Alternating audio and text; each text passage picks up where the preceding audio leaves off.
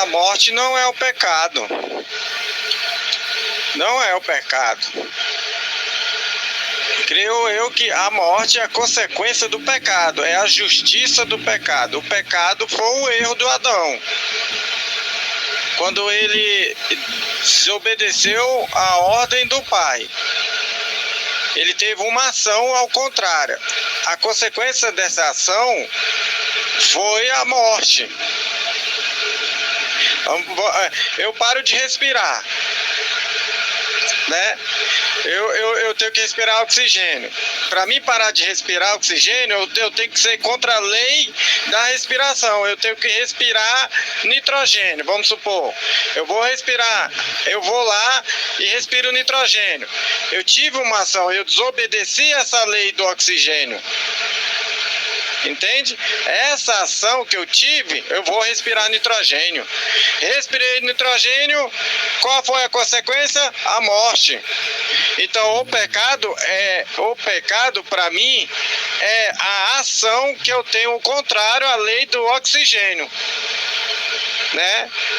É óbvio, se eu respirar nitrogênio eu vou morrer. É óbvio, se eu respirar oxigênio eu vou viver.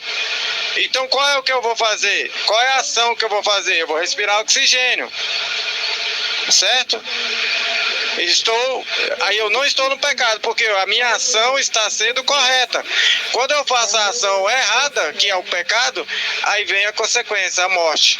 Morri porque eu respirei nitrogênio, é a consequência.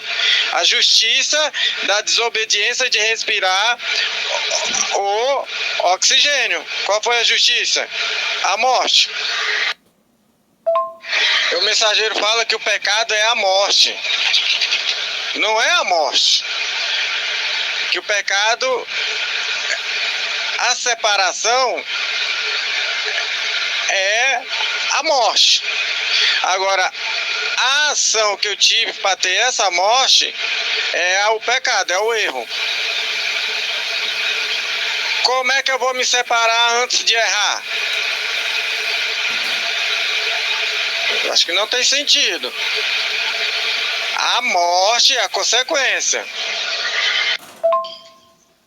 Seguir um religioso é o ápice da loucura, porque Jesus veio, consumou a obra da salvação, nos deixou santos, perfeitos e justificados pelo seu sacrifício.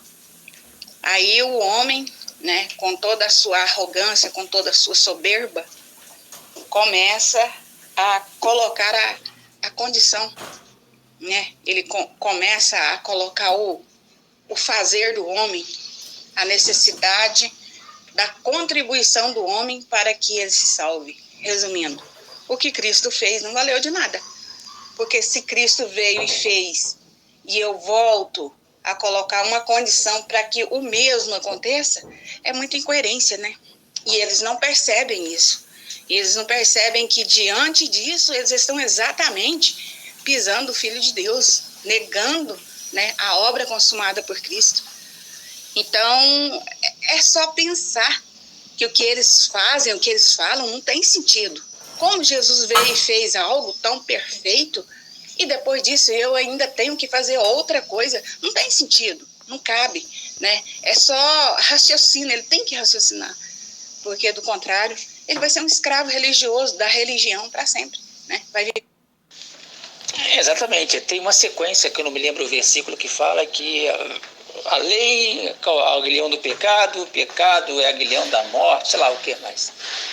Tem versículo que fala essa sequência de 3 coisas aí, é uma sequência que puxa a outra, é o start. Aguilhão é o start, é o gatilho. Uma coisa vai dando um gatilho à outra. Por exemplo, o pecado, que foi a separação, é o gatilho da morte. Eu esqueci o resto lá que está lá.